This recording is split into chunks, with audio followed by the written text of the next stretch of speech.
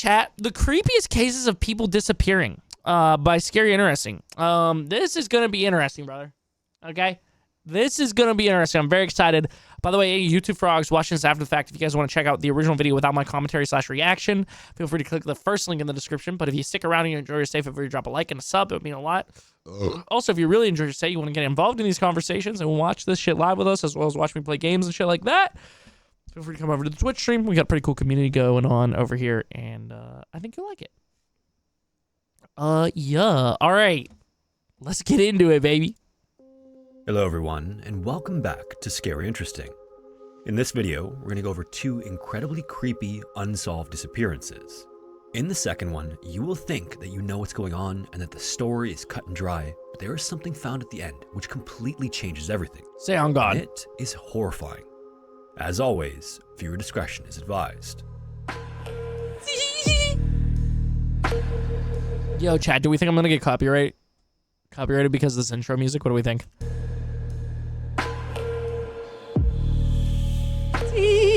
Yeah, what's up, Josh? Welcome back. You got a song for me? Mount Bet, bro. Shasta, also Send that shit to me. known as White Mountain, is an active volcano in the Cascade Mountain Range in California.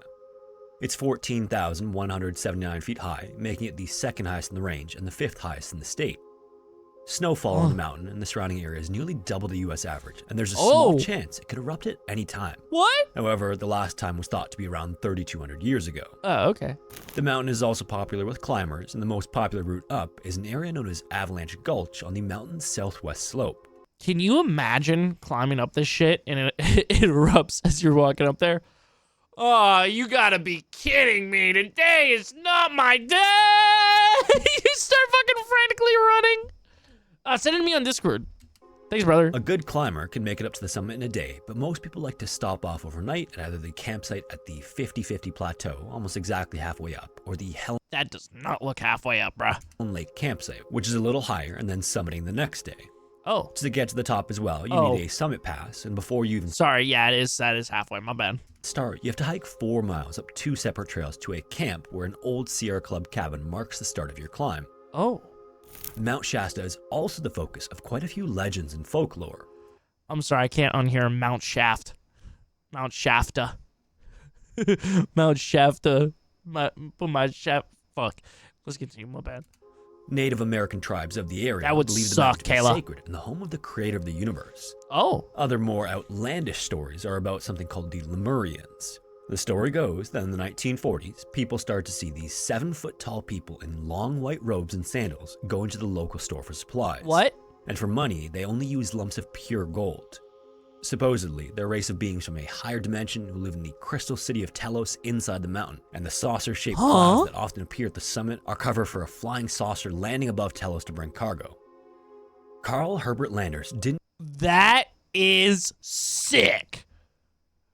That's sick. I need to check out this mountain, bro. For real, for real. That shit sounds lit as fuck. What? Yeah, I'm trying to go discover that. Anybody drill into that or what? Come on, let's get the shit activated. We're either gonna find a hidden city of 7-foot tall motherfuckers that will totally change the way the NBA is played, or we're gonna fucking find lava or some shit. Okay? I think we take our chances. I think it's a 50-50, personally, if we're going to find a fucking group of higher beings or lava. You know, I think it's 50-50 there. Let's fucking send it, okay? Let's dig into the middle of that lava. Or that fucking volcano. Didn't believe any of that, but he did have a fascination with the mountain anyway, and he was 69 when he decided he wanted to make the summit. Carl was an experienced climber, about as fit as you can get at his age. Oh. He ran every morning and even managed to finish the Boston Marathon in around 5.5 hours. Purple, welcome back. He wanted to climb the highest peak in each of the counties of California, so Mount Shasta was the target. He had actually tried in May of 1998, Oh, this is California? I didn't realize that. My bad. but weather and I wasn't altitude paying sickness attention. turned him back. I was paying attention, but I was also reading chat. I'm sorry. I'll stop pausing so much. The following year, he was back again to finally cross it off his list. On May 21st, 1999, Carl and 2 friends, Barry and Milt, stayed in a motel near the trailhead. At 4 a.m., they got their climbing equipment and left for the 4-mile hike to the camp with the cabin. The walk was slowed down by deep snowdrifts that made the going difficult, but a couple of hours later, they got to the camp and began to climb the mountain. Because the snow had slowed them down, they didn't think they could make it to the Lake Helen camp, so they stopped at the 50-50 Plateau overnight instead. This was unfortunately a bit of a rough night. Carl was using a medication called Diamox that was supposed to combat altitude sickness, and either that or something else was giving him diarrhea. This was bad enough that despite a gale blowing, it forced him to leave his tent in the middle of the night to use the bathroom. It also meant that he lost sleep and woke up feeling dehydrated and cold that morning. Because of this, he was worried he'd slow his friends down, so he wanted to leave early to get a head start and set off toward Lake Helen. He put on his rust-brown coat and ski pants, then slipped into his boots and crampons to start the climb.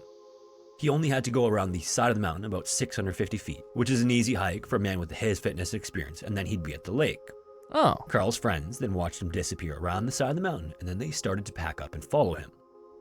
30 minutes later, they set off in the same direction. They were all traveling light, and the plan was to figure out what the weather was like at the lake, and if... I don't know about this fucking... I don't know about this fucking ancient volcano erupting lava, but I'll tell you what's erupting out of my ass right now feels like lava, brother, okay? I need to go find a log to go shit on, bro, okay? I'll be back. If it looked good enough for a push to the summit, they'd come back, grab their supplies, and then continue on. Not long after Barry and Milt set off, though, Barry started to feel sick, so he turned around and returned to the 50-50 plateau. Milt continued on and got to the lake in no time, and he expected to find Carl waiting, but there was no sign of him. It was a clear day after all, so he wondered if Carl had just decided to keep going. He asked some guys at the camp there if they'd seen anyone, and they told him that a man had come through and was now on his way up the mountain. So because Milt knew Carl was taking his time because he wasn't feeling too good, he decided to go after Carl and try to Where's my Mr. Ballin fucking not real image of Carl? Catch up with him. But then when he tried, he couldn't. Whoever the guy was. Oh my Jesus Christ. All right, who wasted $5 Oh my on Jesus Christ. Oh my Jesus Christ. Oh my Jesus Daddy, Christ. I am cooming to your feet pics. Oh my Jesus Christ. Oh my God. Oh my God. I'm shitting right now, brother. I literally shit myself. I released, brother. I released. Arkham, what is up, bro? Thank you so much for the sub, Checky. Thank you for the bits. Sorry, YouTube frogs. You just got the shit jump scared out of you, okay? That is bound to happen. Watching a Twitch VOD re-upload, okay? Sorry, you got cooked, pal. Sorry, chat, you guys pissed yourselves. So did I. It's okay. We all pissed ourselves. It was worth it, though, because Chrissy got $2, okay? So let's not complain, okay? That'll pay a portion of my water bill, okay? Yeah, so fucking let's stay up. As he was climbing pretty quickly, Milt realized that it couldn't be Carl. And when he Oh, sorry to pause again so quickly, but Arkham, I'm amazing, homie. What's new? How are you? How's life? Thank you so much for that sub. managed to get a good look, he confirmed it. His clothes were completely different. Milt then returned to the lake and asked around again, but the people there hadn't seen anyone else. But again, Milt figured he probably just missed him as he climbed back down to the 50-50 plateau, so he just continued on, expecting to join both of his friends at their camp. But then, when he got there, it was 5 p.m. and Carl wasn't in their tent, and his other gear was still there. He knew then that Carl couldn't have tried to get to the summit, so he decided to head back down, thinking Carl might have decided to head back down for some medical attention. But then again, he couldn't find him there or back at the motel, so by then, starting to get worried, he got a hold of the local police to report that Carl had officially gone missing. On the morning of May 26th. Well, at least he was fucking quick about it, dude. Jesus Christ. Some people just be like, we'll give it a night and let's see if he shows up. These motherfuckers like, oh, yo, this motherfucker is gone. You gonna get my passport? Oh, shit, bro. I'm sorry you're sore, though, homie. I hope you get your passport soon. Why are you still a fake-ass emo? I don't know, Base Nick. Why are you still a fake-ass emo yourself, Shorty, huh? you follow with that thing? Huh? The Oh, sorry, I didn't mean to double pause. sheriff's department brought in Thank you for the alert, Dredge. Grizz Adams, who is a search and rescue veteran with over 400 searches under his belt. Grizz then brought in everyone he could. They searched on skis, on foot, and on horseback. They brought in helicopters from the Air Ambulance Service and the California Highway Patrol, which is equipped with an infrared sensing device. What? They also worked in a grid pattern on the ground with volunteers from the neighboring counties and Carl's own running club. Professional climbers even joined the team to explore every part of the mountain they could, descending every possible route. They also brought in tracker dogs, but they couldn't get a scent. Weirdly as well, they also interviewed everyone on the mountain that day, but no one remembered seeing him at the lake or on the path between the 50-50 plateau and the lake. The search eventually got so big they had to move the headquarters from a local schoolyard to the airport. Jesus. But despite all of this, there was no sign of Carl or any of the equipment he left that day. They couldn't find any trace of him, no prints, no tracks. If it hadn't been for the gear he left behind at 50-50 Plateau. Dude. The racist 7-foot-tall motherfuckers literally found him and it was like, yo, what's up, Carl? You want to be a part of our squad now? Huh? Fuck these little earthlings. You want to see my cool spaceship? Yo, beam the clouds up so we can take Carl out in a little drive in the spaceship. Carl, we've heard much about you. That kills people, Carl? Do you know anything about that? No, you don't know anything about that? You just climb mountain? Well, you're so cool. All right, come on, buddy. Oh, thank you, Mr. 7'8" alien. It was as if he'd never been there. Searchers were just at a loss. This was only the second time a man had disappeared without a trace on Mount Shasta. But it was the first time someone had vanished on a flat, easy path on a mountain where as many as 100 people were also climbing, with no crevices to fall into or anything to hide a body. Locals would even describe it as though the mountain had just opened up and swallowed him. It's also worth noting that above the 50-50 plateau, you're above the tree line, meaning it's not like this was a dense forest or anything like that to obscure visibility. It's just bare, rocky slopes. Today, there is still no sign of Carl. People have suggested several ideas to explain this disappearance, but without any evidence, it's still a total mystery. If Milt and Barry are telling the truth, he was last seen that morning before setting off from their campsite. If, for whatever reason, they weren't telling the truth, which seems unlikely, he was at the very least with them when they all checked into the camp to have their permits checked. As with many of these cases, it's just baffling how he could have disappeared so thoroughly. They killed him and ate him and then broke his bones down and made it into broth or soup. Come on. In such a short period of time. From when they last saw him, it was less than 30 minutes on a flat, direct path. And in all the years since, you'd think the thousands of people who walked the 50-50 plateau to the lake would have seen something. Maybe a crampon or a boot, but there's just nothing. Leah Toby Roberts was a 23-year-old woman from Durham, North Carolina, and there's no way you could mistake where she was from. She was 5 feet flat, 130 pounds, and always spoke in her thick southern accent, except when speaking Spanish, which she knew fluently. She had sandy hair and blue eyes and liked to keep fit, playing soccer and following a strict vegetarian diet. Her only vice was that she was known to smoke a cigarette or two occasionally and coffee. In 1993, when she was just W coffee enjoyer, bro. W coffee enjoyer.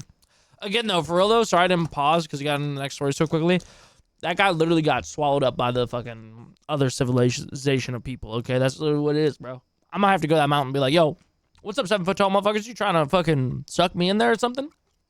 17 years old, her father was diagnosed with a chronic and rare lung disease. What Darkroom said. Just 3 years later, her mother tragically died suddenly of a Jesus heart attack. Christ!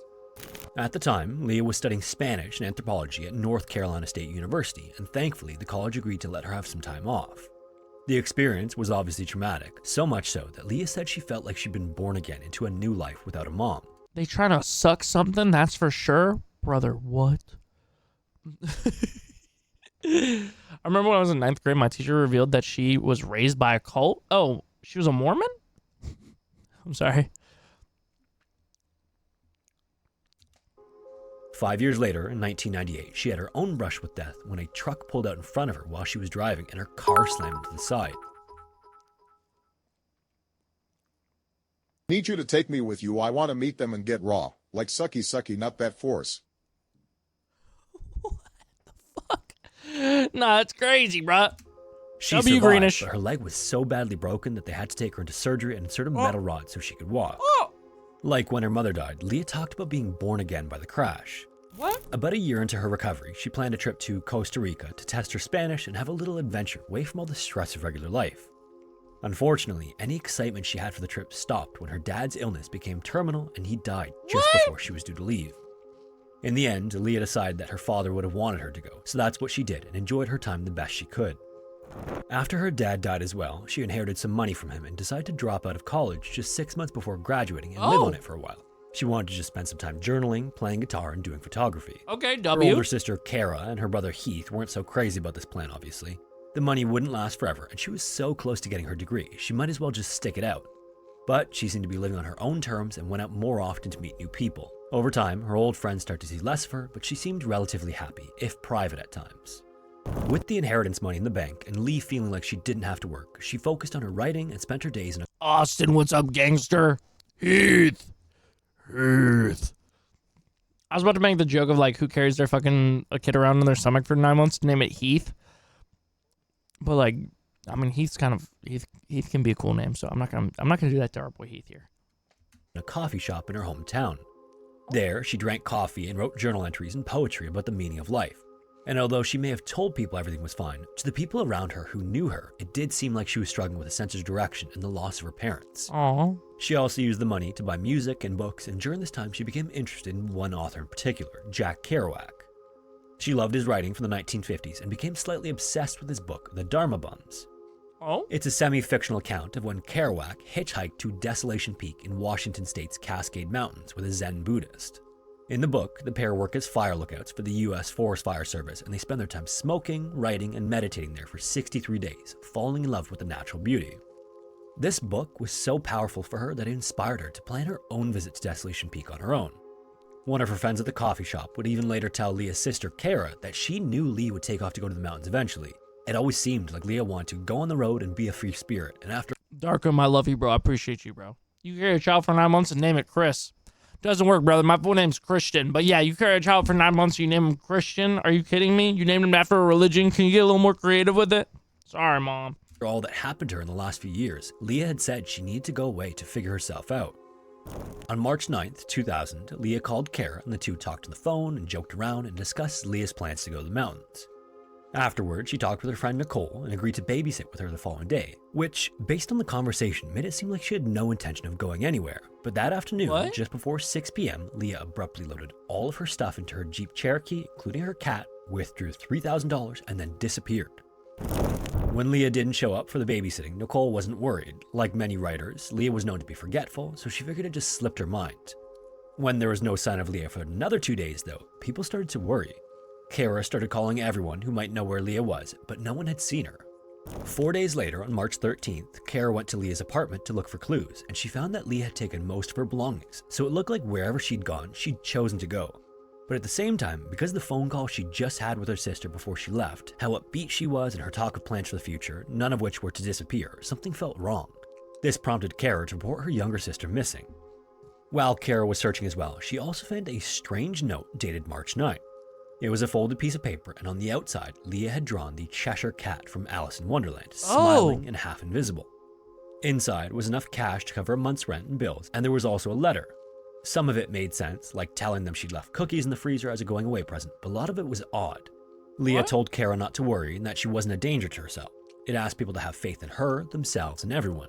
It reminded them that everyone is together in thoughts and prayers, and time passes quickly. She also offered her room and laptop, one of the few valuable possessions she left behind, to whoever might want it while she was gone. Somebody get through her search history, figure out what the fuck she was looking up, bro. And finally, it told Kara to remember Jack Kerouac. Kara thought this and the picture of the Cheshire Cat grin proved that she decided to follow her idol's footsteps, just as they suspected. In case you aren't aware, the Cheshire Cat suddenly disappeared in Alice in Wonderland, only to reappear sometime later. Why and when the cat does this is still a mystery, and Kara was sure that this was the message. As you might imagine, this was still a bit worrying, but thankfully, Kara had access to Leah's bank accounts. Leah had given Kara access just— I'm not gonna lie, bro. This kind of reminds me of a book that someone read to me once about somebody like going missing. I feel like this shit doesn't happen anymore, especially now with smartphones and shit like that. Somebody doesn't just pack up and leave now, but like in 2000, I could see this happening. I mean, it still would be really hard, but like, holy fuck, bro. Just dipping completely. This feels like a missing 311 case. Yeah, kinda, yeah. just before the trip to Costa Rica, so Kara could deal with any issues that might crop up while she was away. Kara then went to Leah's bank and got a hold of the information, and she used them to trace Leah's movements as best she could. As far as she could tell, Leah had spent the night of March 9th, so the day she disappeared, in a hotel in Lebanon, Tennessee. Then she bought gas using her debit card while driving west down the I-40. Then she moved on to Oregon, getting there in just 3.5 days after setting off. Then she took the I-5 north, and just after midnight on March 13th, she refueled at a gas station in Brooks, Oregon. Unfortunately, that's where the transactions ended. Police would then get a hold of surveillance footage from the gas station, and they found footage of Leah wearing a wide-brim hat and looking well. Before walking outside, she paused to look through the window several times. Unfortunately, the gas station's only cameras were inside, watching the entrance and the tills, so there was no way of knowing what she was looking at. But either way, this was the last time anyone ever saw her. When Kara's 25th birthday came and went without a phone call, she got even more worried. No matter where she was, she knew that Leah would check in on that day if she could. This led her to believe that Leah wasn't just on her way to Desolation Peak. Something was wrong. And Kara was proved right when they found Leah's car just a little while later.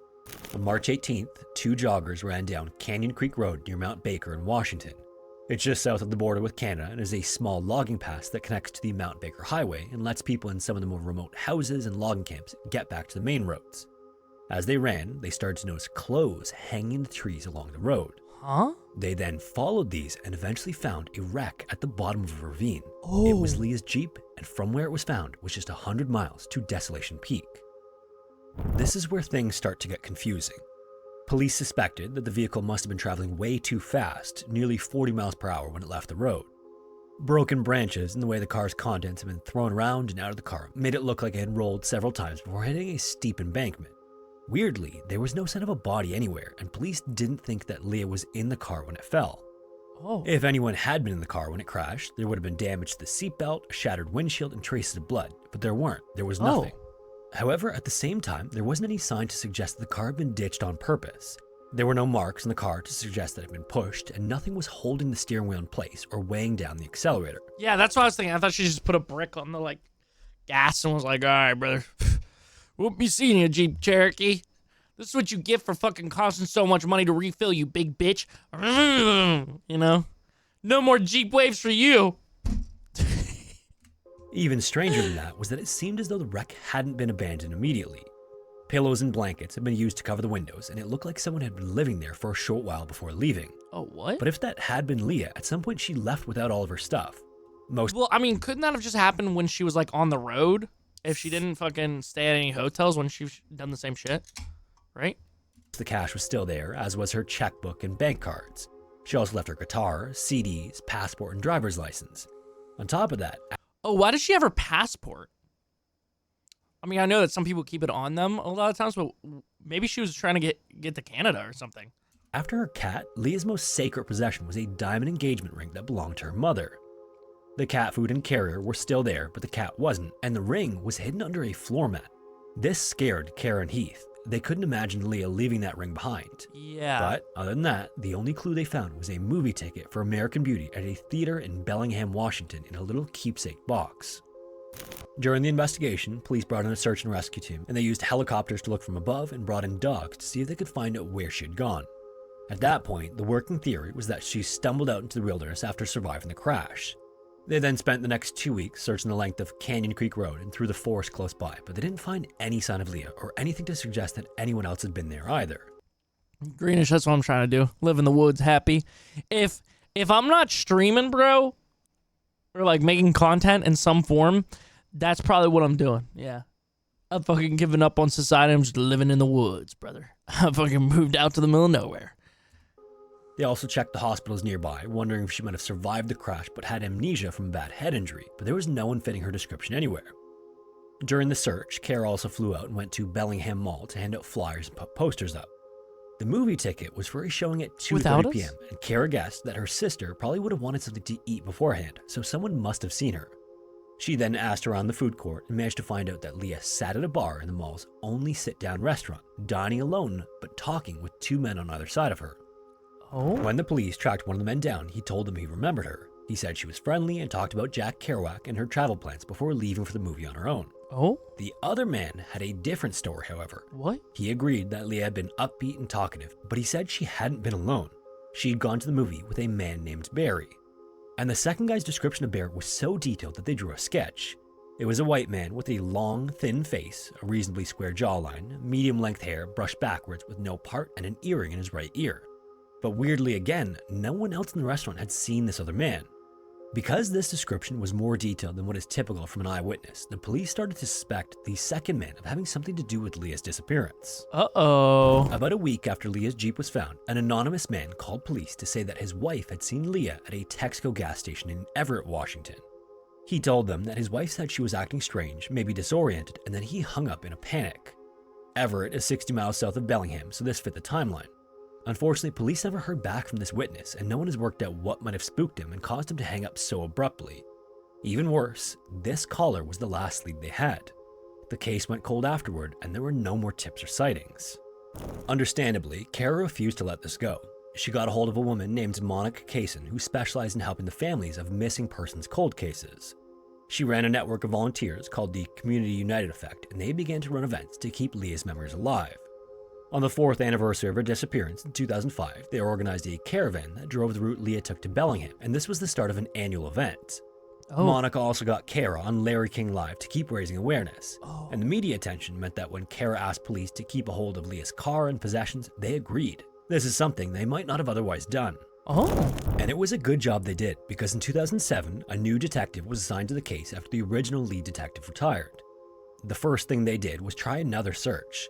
This time, they used cadaver dogs and metal detectors to see if they could find Leah's body out near the crash site. They hoped that if Leah had been buried out there, they could use the metal detectors to spot the metal rod in Leah's leg. Oh, that's actually smart as fuck. He probably said there was a third man, so the police will go on a wild goose chase. Maybe.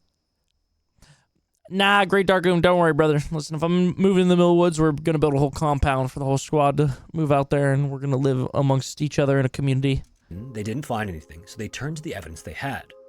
This is when they noticed a few things the old team had missed. One of the things that nobody had thought to check was the Jeep's engine. The new detectives asked forensics to pop open the hood, and when they did, they found that someone had taken off the cover to the starter relay. Without that, you can put the key in the ignition and use the relay to get the car to accelerate even if there isn't a driver inside. This is something that only a mechanic or someone who knew a lot about cars would know how to do. As it turns out, the second man that Leah was at the diner with was an ex-military mechanic. They also found fingerprints on the Holy fuck, Chucky called it. Chucky literally fucking called it. underside of the hood. With these two findings, they definitely need to speak to the second man again. Only problem is, he died. He moved to Canada, so getting him back for questioning was difficult, but eventually they got to interrogate him and take his DNA and fingerprints. But, unfortunately, again, they didn't match the prints found in the car. Oh. However, the new team also got some of Leah's clothing out of storage and sent them to the FBI to be tested for DNA. The previous team had tested for blood, but when Leah disappeared, technology that could pick up trace DNA didn't exist. It took 3 years for them to find anything, but in 2010, they found a man's DNA. The original theory is that she either stumbled away from the car suffering from amnesia or staged the whole thing because she wanted to disappear, gave way to evidence that something more sinister had happened. Unfortunately, the DNA hasn't matched with anyone yet, including the second man at the diner. The cold case team is still sifting through whatever they can, but over a decade after they took over the case, they still aren't any closer to discovering what happened to Leah. Dude, holy shit, bro. So Leah's cooked. Dude, that's fucking crazy. I mean, the mountain, you know, there's nothing like real sinister there, you know? But,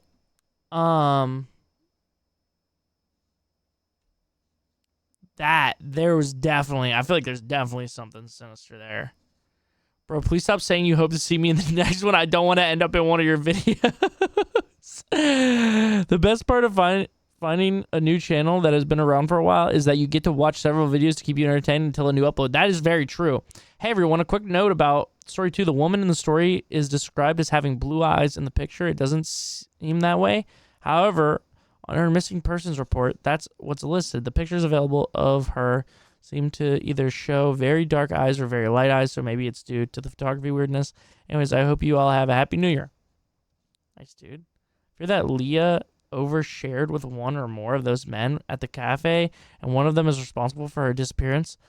I am from the American South, and sadly, people here are often too friendly and too open with strangers.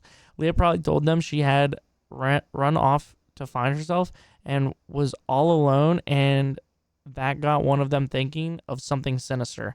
I do agree with that. That definitely could have happened. I once got lost in the woods in the winter in Canada when I was 12 or 13. I had been hiking. I lost track of time. Before I knew it, it was completely dark, and I didn't even have a flashlight. I started... Oh, brother, we're not reading all that. I'm sorry. I've been climbing in that 50-50 flat area where Carl disappeared approximately 40 times. The other thing that must never be underestimated about Shasta is its incredible size and scale. Understand that he was camped on a vast snow field of immense proportions. My bet is the man traversed sideways, which is normal from the 50-50 flat, either left or right. This takes you to the naturally gully... Wait. Takes you to naturally gully that you would ascend upward, but if he didn't realize he came to the path upwards and continued to traverse, the east side of the 50/50 has more skiers than hikers, so the path to cut uphill isn't clear because the sky tracks combined with vastness of the gentle gully. In the dark, he could possibly have gone way past the route turn up and then misinterpreted the meaning of what he found way off course and wound up traversing out of the avalanche gulch and further wound up going around the mountain until deciding to descend out of confusion further east than Ski Bowl. He could have then perished in the vast unpopulated forest southeast of Shasta after going way around and then giving up and heading downhill. Holy shit, my eyes hurt from trying to fucking read that. This guy's a fucking yapper. I mean, good info, but like, Jesus Christ. Give me a TLDR, buddy. It's true to every lie. Maybe the second man was throwing his accomplice under the bus,